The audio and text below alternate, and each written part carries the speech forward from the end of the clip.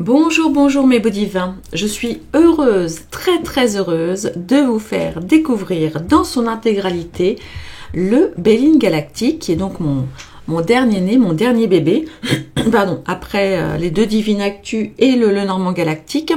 Voici enfin le Béline que je pensais sortir cet hiver, mais j'ai pris du retard. Cela dit, je ne regrette pas, voilà, parce que je suis très heureuse du résultat. Voilà, je vous montre la petite boîte. Voilà. Et nous allons maintenant le découvrir. Alors sur le Lenormand, j'étais partie en... Attendez, je vais vous montrer les cartes. J'avais fait du brillant. Voilà. Et puis là, j'avais envie... Tiens, vous me direz ce que vous en pensez. Regardez d'ailleurs la différence de rendu à la caméra, par exemple. Voyons voir. Voilà. Je vais vous montrer. Voilà. Là, c'est en version brillante. Voilà. Et puis, on va aller voir... ce que ça donne avec le Béline en version mat. Dites-moi ce que vous préférez du reste. Moi, je trouve les deux très beaux. Alors, c'est différent, mais je trouve ça très beau.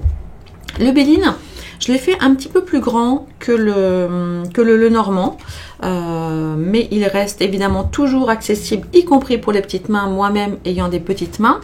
Je l'ai fait un petit peu plus grand parce que, pardon, parce que j'ai mis, à votre demande, plein de mots-clés, voilà. Et du coup, je ne voulais pas que le texte prenne le pas sur les visuels. Moi, je suis très fan des images, mais j'ai répondu à vos attentes. Ça me semblait extrêmement important. Alors, je vais vous montrer ça. Alors, attendez, où est-ce que j'en suis? Hop, là. Hop, voilà. Alors, pour commencer, voilà comment ça va se passer. En fait, ça commence comme ça dans le sens. Bon, c'est pas grave. Alors, voilà. Vous avez, donc, vous voyez là, au niveau de la prise en main, c'est très facile. Hein. Voilà. C'est très facile pour le mélanger, tout ça. C'est impeccable. Si vous avez des petites mains, c'est OK aussi. Alors, qu'est-ce que je voulais vous dire? Mais je n'ai plus de voix. Ah, je suis désolée, j'ai un chat dans la gorge. Alma sort de là. Donc, c'est un Béline, donc évidemment inspiré du Béline traditionnel du Magènement, ok, sur lequel j'ai ajouté des mots-clés pour vous aider si vous en avez besoin, voilà, pour vous aider aussi à, on va dire, développer votre intuition, penser peut-être à des axes auxquels vous n'auriez pas pensé au départ.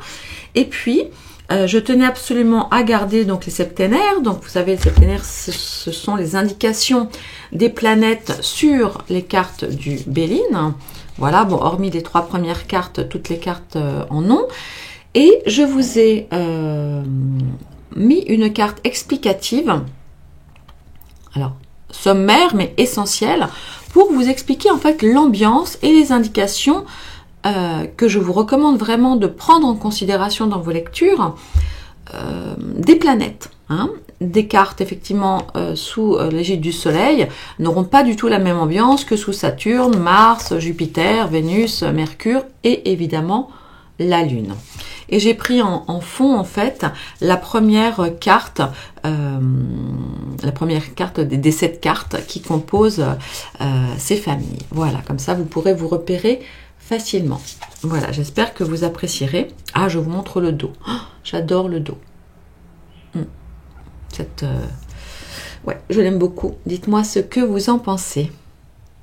Je l'aime beaucoup. Alors, on y va, c'est parti? Allez.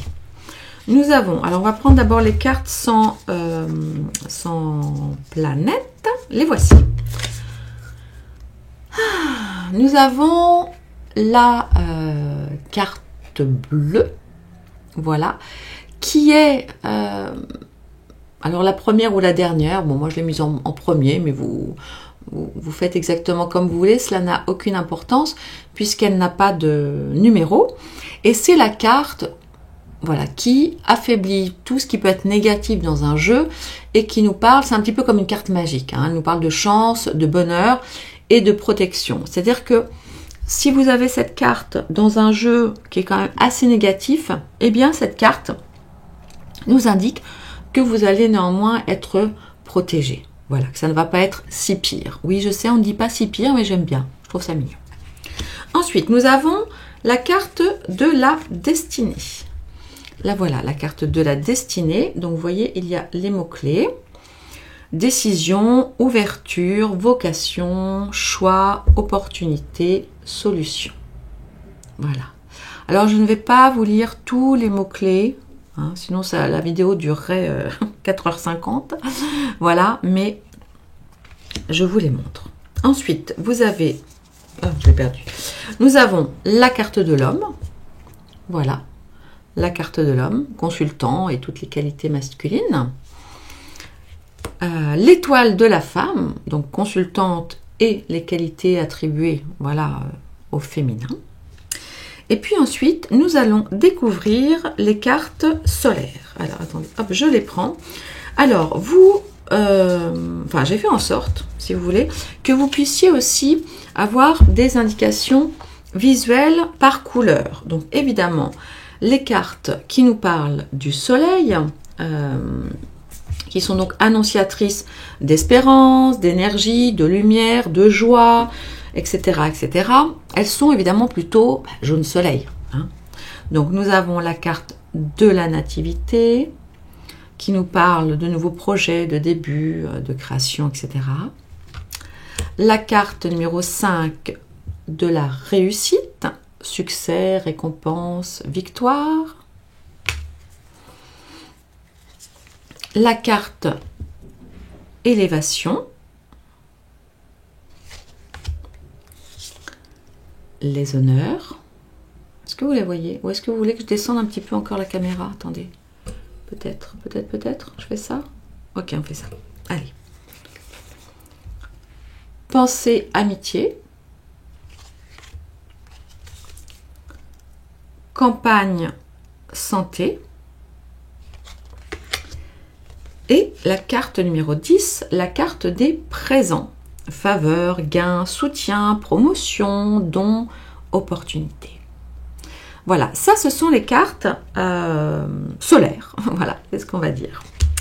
Maintenant, je vais vous présenter les cartes lunaires. Alors là, de la même façon, vous allez voir, c'est assez simple. Vous avez une ambiance colorée, voilà.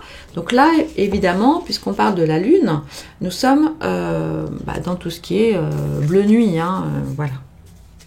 Alors, nous avons, je vais faire ça, la trahison. Ah, j'ai eu du mal à mettre un chat noir parce que vous savez que j'ai eu ma Ginette qui était un chat noir et que je ne considère pas du tout, voilà, mais bon, j'ai quand même essayé de rester le plus fidèle, enfin la plus fidèle possible, voilà, aux images d'Edmond, bon, voilà. Ensuite, nous avons la carte du départ, donc qui elle nous parle d'envol, de liberté et de voyage, mais aussi de séparation, d'éloignement, de mutation, par exemple.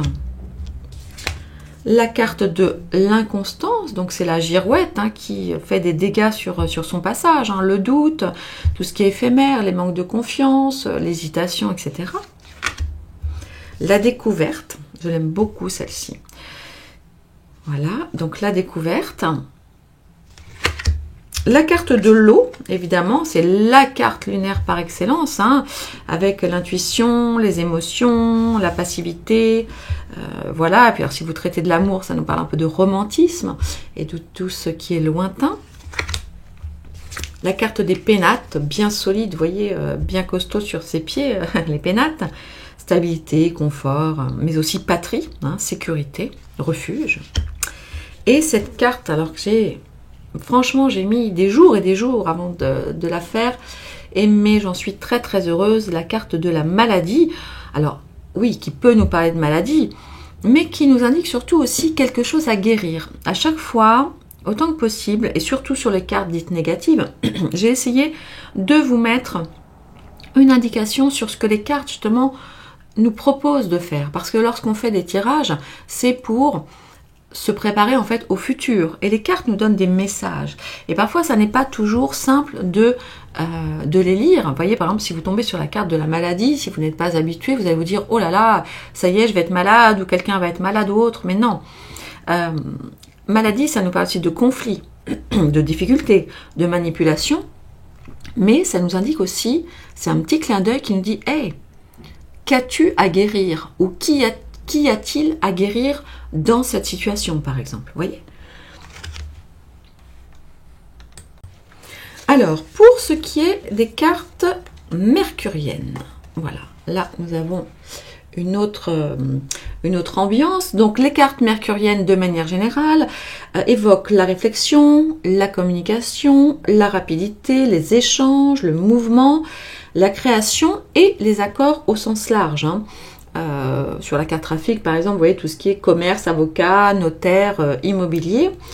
Et en fait Mercure est la planète qui nous parle de notre capacité quelque part à nous adapter et à nous fondre, enfin pas à nous fondre, mais voilà, à nous adapter au monde extérieur. Alors, on va aller voir. Nous avons la carte du changement, évolution, mouvement, espoir.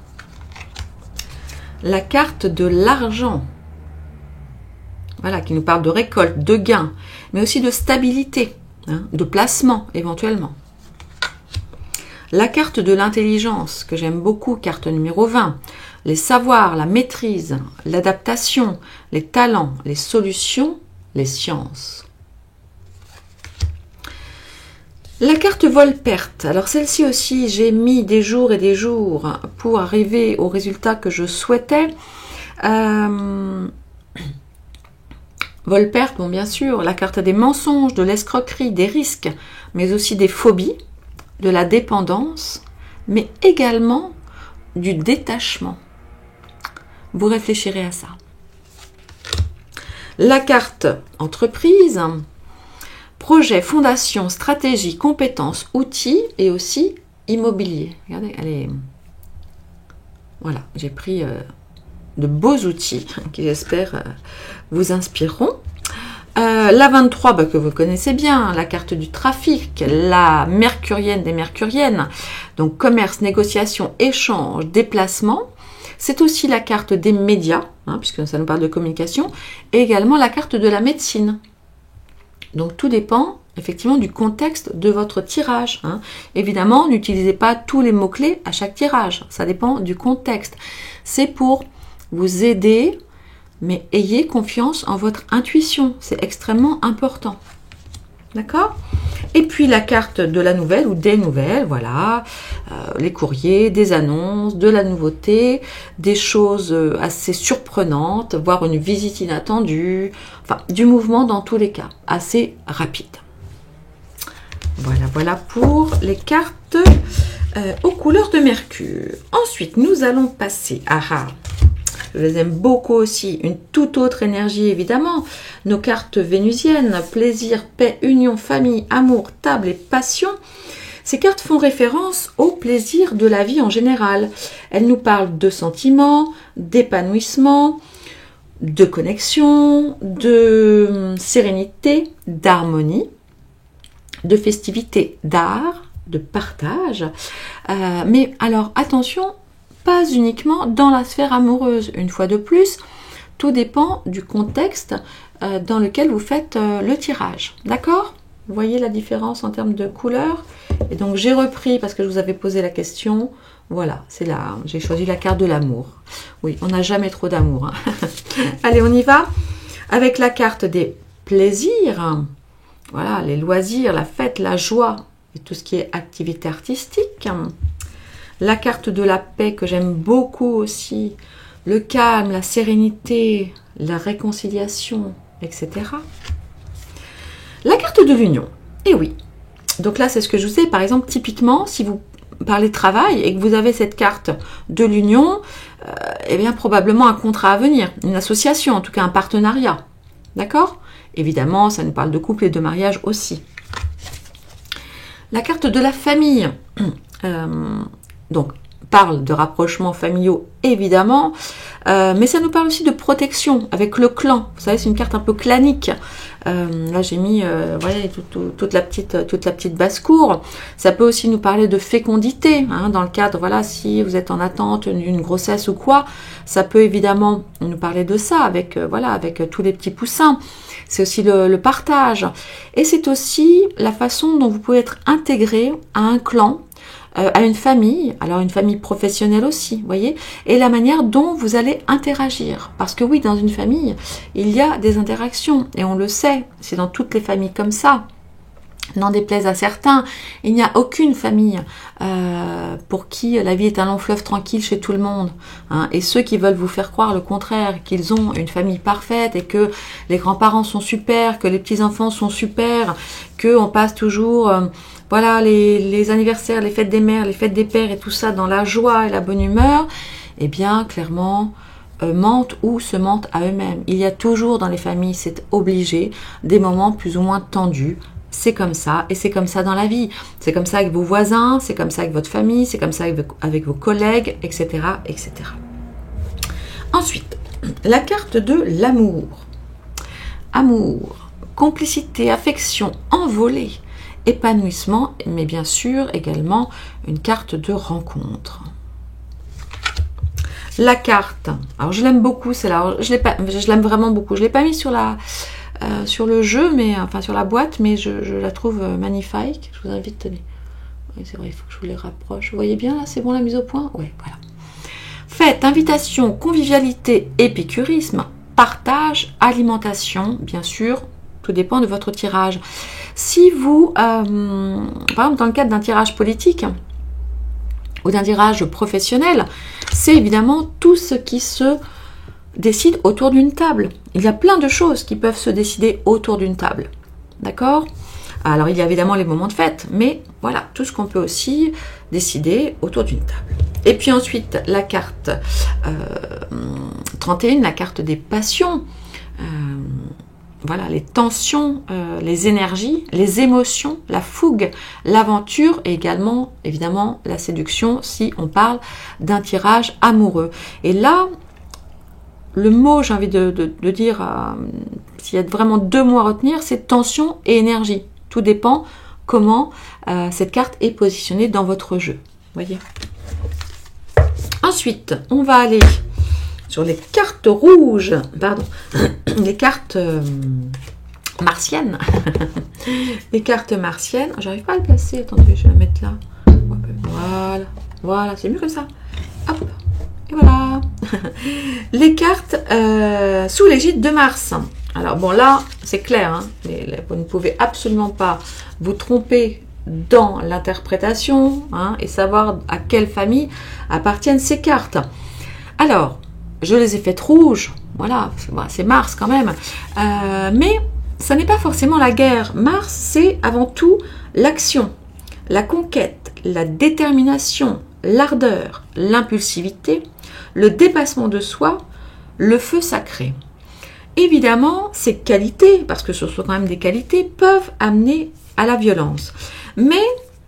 et c'est comme je vous le disais tout à l'heure pour, je ne sais plus, je crois une carte lunaire, Mars nous donne l'occasion de transformer la colère en énergie constructive. Hein. Elle est associée à l'élément feu. Donc tout ce que je vous dis là, vous le retrouverez sur les petites cartes, vous voyez, que je vous ai, voilà, que j'ai pris soin de vous écrire, de façon à ce que vous puissiez vous aider si vous en ressentez le besoin. Alors, on y va, évidemment, avec la carte de la méchanceté, et comme je vous le disais, cette carte ne dit pas forcément qu'il va y avoir quelque chose de très très méchant, de très très violent. Au contraire, elle nous interpelle et elle met en lumière un danger. Et donc c'est tout l'avantage de tirer les cartes, c'est effectivement de pouvoir anticiper, voyez. Mais la carte de la méchanceté, c'est aussi la carte de la jalousie, de la trahison. Hein. Vous avez le poignard qu'on peut effectivement vous planter dans le dos, et la carte des nuisances de manière générale. Mais bon, j'ai gardé les termes du mage Edmond, hein, pour être voilà, la plus fidèle possible. Ensuite, nous avons la carte du procès. Alors cette carte, je l'aime beaucoup. Elle est très très importante parce que, bien sûr, conflit, combat, violence, c'est clair. Mais pareil, si vous avez cette carte, c'est aussi une carte d'action. Et cette carte peut vous dire, alors en fonction effectivement du tirage sur lequel vous êtes, qu'elle vous invite au contraire à la discussion, puis à la prise de décision. Elle invite en fait à l'action. Ça n'est pas forcément... Alors ça peut, évidemment, mais il est clair que si vous tombez, vous savez quand on fait le tirage en croix, si vous tombez sur cette carte en carte conseil ou en carte, voilà, oui, enfin on va dire en carte conseil, et bien là, ce que ça nous dit, c'est bon. Voilà, justement, pour ne pas en arriver à la violence, etc., eh bien, reprenez les choses en main, ayez des discussions, et ensuite, suite à ces discussions, prenez une décision et passez à l'action. D'accord? Ça, c'est très important, hein, de voir ça. Et je vous dis, pour les cartes un petit peu compliquées comme ça, je vous ai donné quelques petites indications complémentaires, de façon à ne pas... Vous voyez, c'est pas parce qu'elles sont rouges qu'elles sont mauvaises, c'est comme... voilà. Donc c'est comme les passions, elles peuvent avoir, même si ce sont des cartes vénusiennes, elles peuvent avoir des sens différents, un petit peu, des nuances différentes, d'accord? La carte numéro 34, despotisme. Alors, soumission, illusion, d'un côté, bon, aussi évidemment autorité, le sacrifice, l'inaction évidemment, puisqu'on est attaché, et aussi la résignation. La carte des ennemis, celle-ci aussi, je vous ai mis un petit truc en plus, parce que, évidemment, ça nous parle d'un danger, mais qui peut être dans les deux sens, offensif ou défensif. Tout dépend aussi du positionnement de votre carte. Et puis, cette carte vous interroge aussi, est-ce que ce combat est extérieur ou intérieur? Bonne question.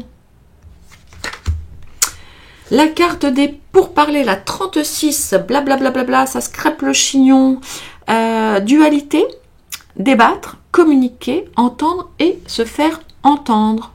Une fois de plus, tout dépend de votre jeu et tout dépend du positionnement de la carte. Ça n'est pas forcément si négatif qu'il y paraît. La carte du feu, de la même manière, on voit deux coqs là, front contre front, si je puis dire, bec contre bec. C'est une super carte. C'est une carte qui nous parle de vivacité, de courage, de combat, de détermination et de feu sacré. Donc ça n'est pas forcément négatif. D'accord? Et enfin, de la même manière, la carte de l'accident, mais je crois que j'en ai parlé dans un de mes tirages enregistrés précédemment. La carte de l'accident, vous apprécierez ou pas, j'ai choisi une photo assez, c'est une tour assez parisienne, vous voyez.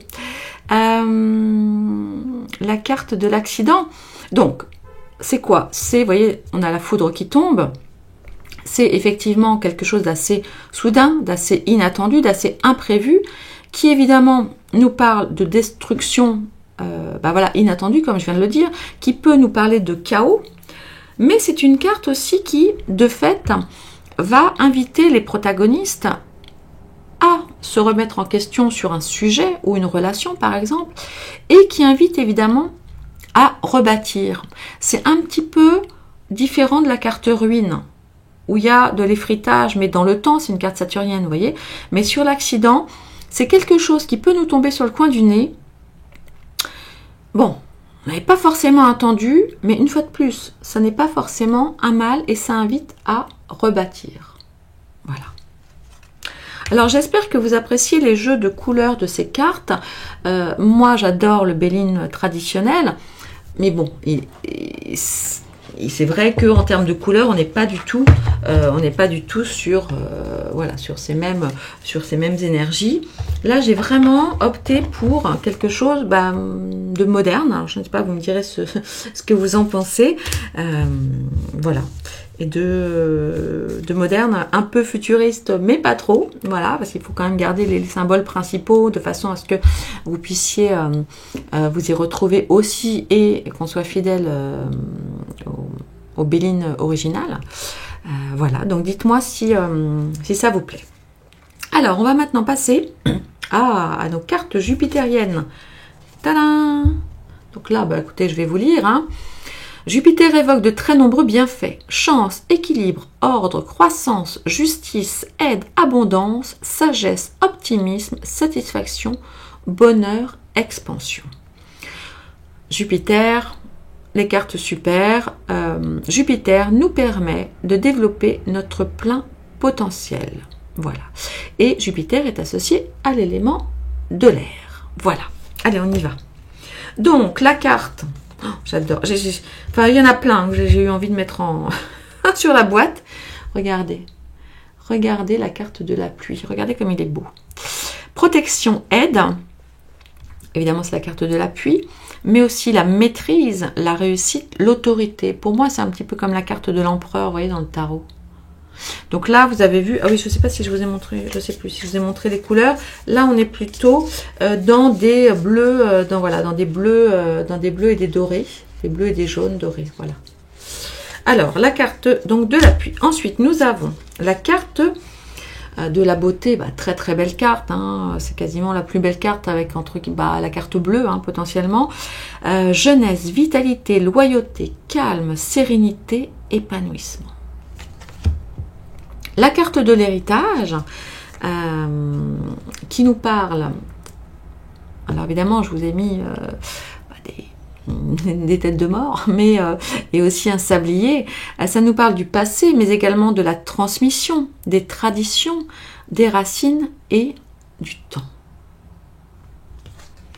La carte de la sagesse, c'est avec notre magnifique chouette hibou là, regardez comme elle est belle aussi celle-ci, regardez. Les petites étoiles, vous voyez, je l'aime beaucoup. Réflexion, patience, mais aussi connaissance et expérience. La carte numéro 43, la carte de la renommée, voilà, avec tout ce qui est reconnaissance, mais aussi légalisation, réputation, succès et patriotisme. La carte du hasard, la roue de fortune, entre guillemets, avec la chance, la réussite, mais aussi les choses imprévues, les surprises et bien évidemment la transformation. Et puis la dernière pour Jupiter, la carte du bonheur, voilà. Joie, richesse, chance, espoir et réussite. Et nous allons terminer avec Saturne. Alors Saturne, souvent, c'est des cartes qu'on n'aime pas trop hein, dans le Béline tradi, et peut-être là, dans ce Béline là non plus, mais regardez. Alors, je vous parle de Saturne, voilà, je vous la mets là. La planète Saturne, c'est un peu comme Mars, où, vous voyez, il y a deux façons de voir les choses. Je vous ai mis là, Saturne nous parle de notre temps juste. Nous, humains, notre temps terrestre est compté. Hein, nous le savons voilà, depuis toujours. Et on est toujours très très pressé. Mais parfois, on bloque sur des choses, etc. Et on se dit que c'est pas fait pour nous, ou qu'on va abandonner, ou que je ne sais pas quoi, ou que ça bloque, mais qu'est-ce que c'est, j'ai encore pas de chance, etc. Non. En fait, la planète Saturne nous invite à la réflexion, à l'introspection et à la patience. De manière générale, ces cartes évoquent l'usure, les épreuves et les contretemps nécessaires à notre évolution avant un nouveau cycle. C'est ce que je vous disais. Voilà. Ainsi, nous avons... Alors là, on est dans des tons plutôt... verdâtre un peu, non, pas verdâtre, marronasse, je ne sais pas. Ouais, marron, un peu marron. Ouais, marron, on va dire plutôt marron. Voilà. Pour Saturne, bah oui, parce qu'en plus, plutôt marron, parce que Saturne, c'est associé à la Terre. Donc la Terre, la Terre, quoi. La Terre, c'est marron. Voilà, allez, on y va. Regardez, ma petite carte de la fortune, ma petite mamie, là. Donc évidemment, c'est pas une super carte, hein. Malheur, pauvreté, peine, solitude, vieillesse, handicap. Notez toutefois que même si cette carte nous montre quelqu'un qui, voilà, porte une canne, et même si il y a eu quand même peut-être une invitation et que c'est en lien avec le passé, hein, puisqu'elle regarde vers la gauche, elle continue à avancer. donc à réfléchir. Si vous tombez sur cette carte, je vous invite à vous interroger. La carte de la stérilité. Et oui, alors stérilité, isolement, mais aussi attente, déprivation, dépouillement, mais aussi recueillement. C'est ce que je vous disais, comme celle-ci nous parle effectivement voilà, de solitude, elle va relativement bien évidemment avec celle-ci, qui nous invite à nous recueillir. Vraiment, les cartes saturniennes sont de fait des cartes d'introspection. Voilà, je ne peux pas dire mieux, c'est comme ça. Ensuite, la carte de la fatalité, avec... je le trouve très très beau, vraiment un charisme fou. La fatalité, alors la fatalité, c'est pas forcément la mort en tant que telle, mais évidemment, c'est pour ça qu'on a aussi des petits, voilà, des représentations de la mort. C'est la fin d'un cycle, la fin d'une situation, le terme de quelque chose, et ça nous parle aussi, évidemment, puisque la fatalité, ça nous parle aussi de prédestination. Mais là, interrogeons-nous aussi, dans quelle mesure sommes-nous prédestinés? Où est notre libre arbitre? Où est notre volonté? Ensuite, alors là, j'ai longuement hésité, j'ai même failli vous faire 2 cartes. Je me suis dit non, quand même, bon. Bon, là, j'ai failli, hein. Mais finalement, j'ai opté pour, parce que dans le Béline original, la colombe est renversée, ce qui indique une certaine soumission de tout ce qui est terrestre à tout ce qui est céleste. Bon, mais la carte de la grâce, comme elle est quand même dans l'absolu une carte de paix, une carte de répit, une carte d'intervention divine et de bénédiction, j'ai opté, c'est parce que vous avez un peu voté pour, hein, je vous avais, toutes les personnes qui sont abonnées à ma newsletter et tout ça, vous avez eu la gentillesse aussi de me répondre. Voilà, j'ai opté pour la mettre ainsi, je trouve qu'elle voilà, qu'elle parlait bien comme ça. Ensuite, sur la ruine, à la ruine, j'ai pris un très beau bâtiment, une sorte de tour, hein, bien évidemment aussi, mais voilà, la ruine, c'est pas comme la carte de l'accident. La ruine, ça nous parle évidemment de temps, mais d'usure du temps qui passe aussi, évidemment. Ça peut aussi nous parler de faillite, hein, vous voyez, parce que ça s'effrite, on a les choses qui tombent en morceaux. Ça nous parle d'échec, évidemment, d'une transformation à venir. Et là, alors, encore plus que dans la carte accident, on nous invite vraiment à une véritable remise en question. Eh bien oui, par exemple, si vous divorcez, bon, c'est une des cartes sur lesquelles vous pouvez tomber, bien évidemment, par exemple. Le divorce, la séparation ne s'est pas faite c'est pas un jour vous êtes levé ou votre mari s'est levé en disant bah tiens hop ce matin je divorce. Non, en fait les petites choses se sont effritées. De même que si votre entreprise fait faillite ou si ça devient cauchemardesque à votre poste avec vos collègues, etc. Ça n'est pas arrivé comme ça. Alors oui, il y a pu avoir un élément déclencheur avec la carte de l'accident par exemple, mais pas forcément. C'est simplement voilà le temps, simplement parce que à des moments vous n'avez pas pris le temps dans tous les cadres, hein, que ce soit privé, perso, etc. De discuter ou de parler avec votre comptable, par exemple. Bon, donc ça nous invite vraiment. Évidemment, c'est un échec qui peut être assez douloureux, mais qui nous parle aussi d'une belle transformation à venir, même si effectivement cette transformation peut prendre un certain temps. La carte du retard, ensuite, bon, celle-là très très classique, hein, avec la roue effectivement qui avançait, qui s'est retrouvée coincée. Bon bah voilà, des blocages, des imprévus, un obstacle, mais qui n'est pas forcément pour un mal au final. Et puis cette carte aussi que j'aime beaucoup, bon, globalement j'aime beaucoup toutes mes cartes, la carte du cloître. Qui évidemment peut parler de prison, voilà, si on parle c'est sûr que si on a par exemple despotisme plus cloître, bon, on nous parle de prison, hein, d'enfermement, là, c'est très très clair. Donc parce que le cloître, avant tout, c'est pour ça que je n'ai pas changé les mots, ils sont extrêmement importants. Voilà, que fait-on dans un cloître? On est en réflexion, on est à l'isolement. Donc évidemment, ça nous parle de repli sur soi. Il y a un petit côté aussi mélancolique et peut-être de renoncement. Voilà. Mais dans tous les cas, que ce soit enfin, quel que soit le domaine, on nous invite vraiment à la réflexion. Voilà. Et qu'est-ce que je vous ai mis là? Ben non, je vous ai déjà lu Saturne, donc écoutez, donc voilà. Voilà mes beaux divins, je suis heureuse. Alors je vous avais déjà fait en perso une petite présentation, mais là voilà, là on a le jeu exact tel que vous l'aurez vous-même. Oups, attendez, je suis mal cadrée. Tel que vous l'aurez vous-même, voilà, avec les cartes résumées sur les planètes. J'y tenais. Et puis ensuite les cartes, comme je vous l'indique. Qu'est-ce que j'ai écrit derrière? Ah oui, je vous le lis quand même. Le Béline Galactique est une version moderne, allégorique, je suis fatiguée, et haute en couleurs, voilà, de l'œuvre magistrale du mage Edmond. Bah oui, parce qu'il faut évidemment rendre à César ce qui appartient à César. Les mots-clés proposés pour stimuler votre intuition, les 7 cartes révélatrices des familles planétaires et leur atmosphère respective font de cet oracle un puissant support de divination. Magnétique et vibrant, le Béline Galactique a été conçu pour les passionnés de cartomancie, experts ou débutants. Alors je dis qu'il est magnétique et vibrant pour la simple et bonne raison que j'ai repris ce que vous m'avez dit. Parce que les abonnés à ma newsletter avaient